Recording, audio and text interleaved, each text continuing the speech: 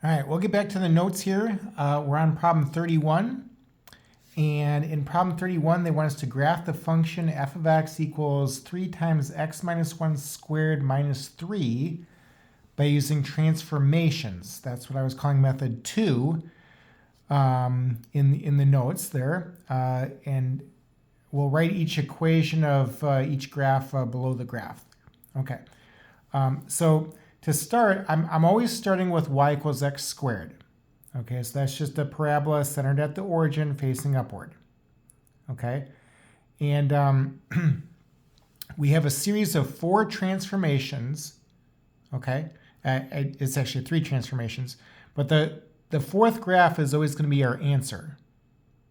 Okay, so let's see, the first transformation that I'm going to do, or we should be graph 2 here, is we need to take care of the 3 that we see there. So we're going to go ahead and graph y equals 3 times x squared.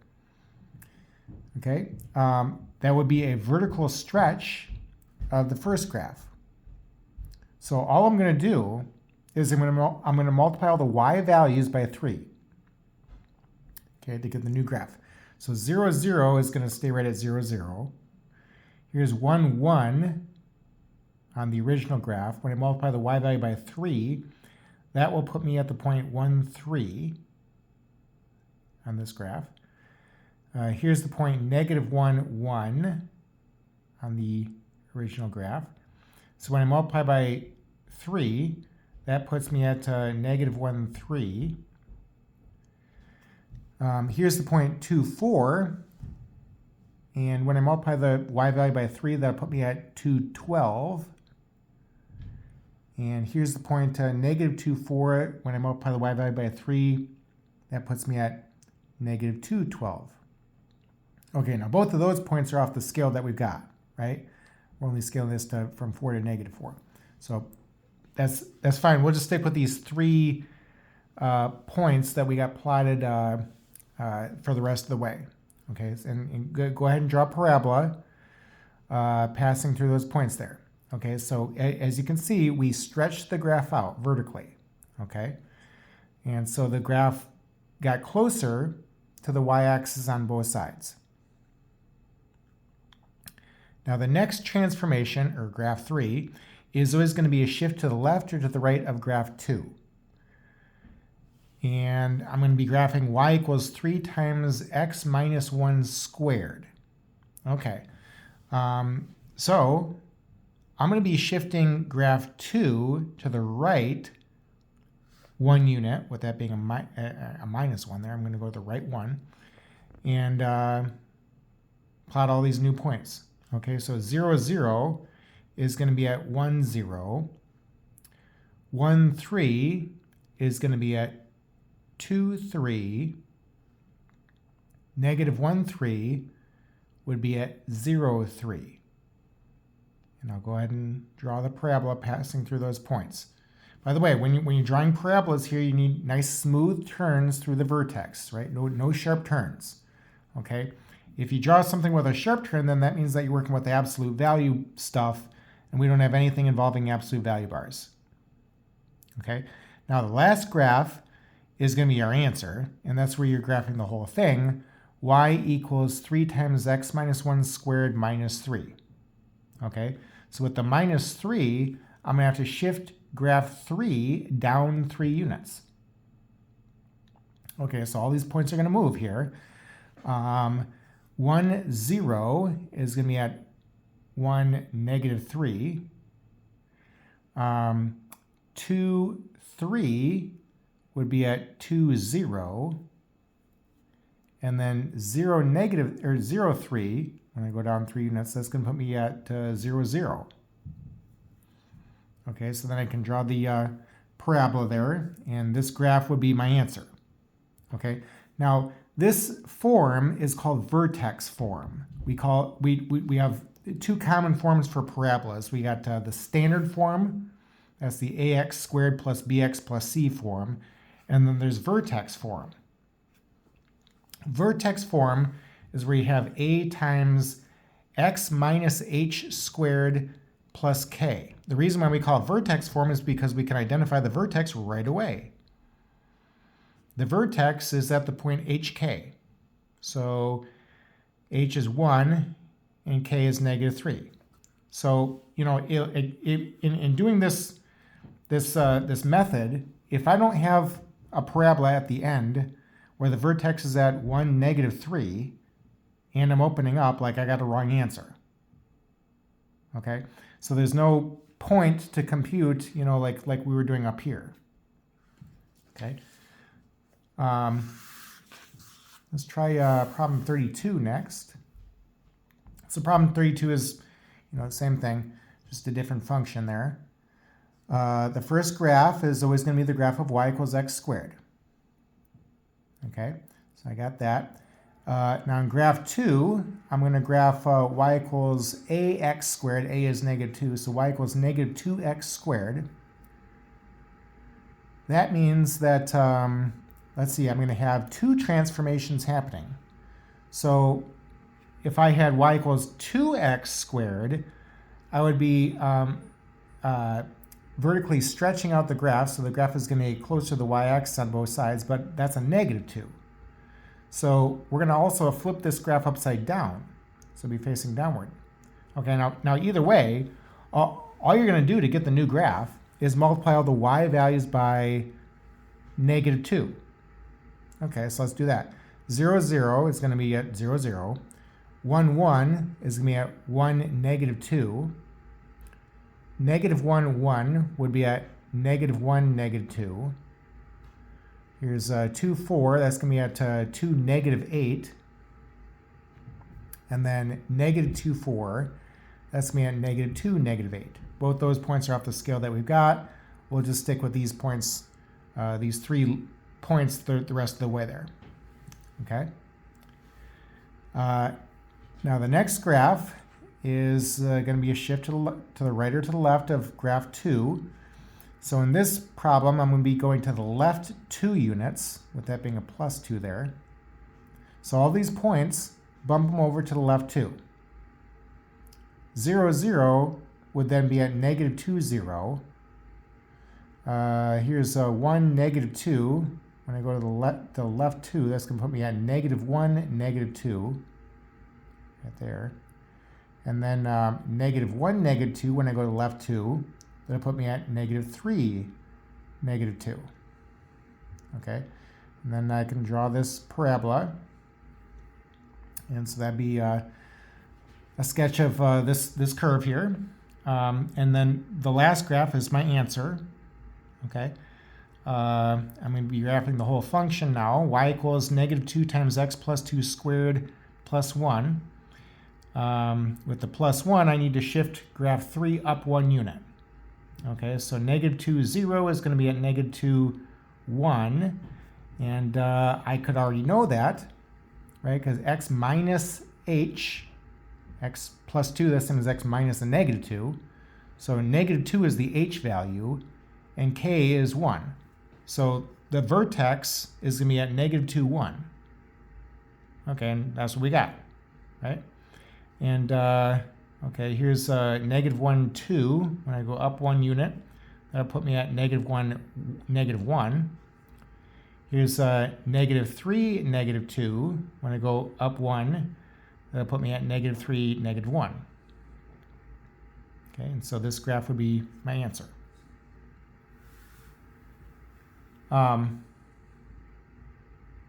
Problem 33. And problem 34 is just some applications of quadratic functions here. So it says in problem 33, if an astronaut on the moon throws a rock upward with an initial velocity of 78 feet per second, the height of the rock in feet after t seconds is h of t equals -2.6 t squared plus 78 times t plus 5. All right, part A. So how high is the rock after 1 second? Well, t is the time and h is the height. So all I'm going to do there is plug in 1 into h, and I get the answer. So I got -2.6 plus 78 Okay, and then plus 5. And we get 80.4. Okay, so the height of the rock after 1 second has gone by would be 80.4 feet. Now in part B, we want to determine the time at which the rock reaches its maximum height and then find the maximum height of the rock in feet. Okay, so well, maximum, that's a key word, because I have a parabola that is facing down with a negative a value. And so all I have to do here is I need to maximize the graph. So I need to find the highest point on the graph. That'd be the vertex. Okay, so get the vertex, negative b over 2a, and then h of negative b over 2a gets me the y value. So a is negative 2.6 and b is 78. I need the opposite of b. That's negative 78 divided by 2a. 2 times negative 2.6. That'd be negative 5.2. Negative over negative is positive. And if you take 78 divided by 5.2, you get 15. And then when I plug 15 into the function there for t, I'm getting 590 as the height. Okay, so now they're asking for two things here.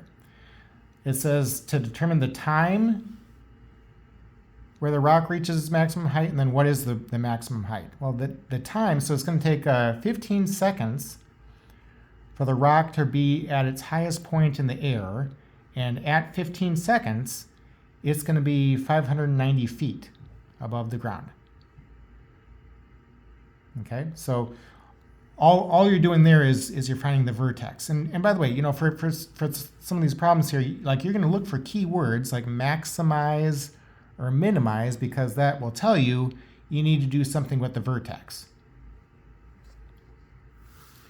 Problem 34 is the last one here. So it says the rancher is fencing a rectangular area for cattle using the straight portion of a river as one side of the rectangle.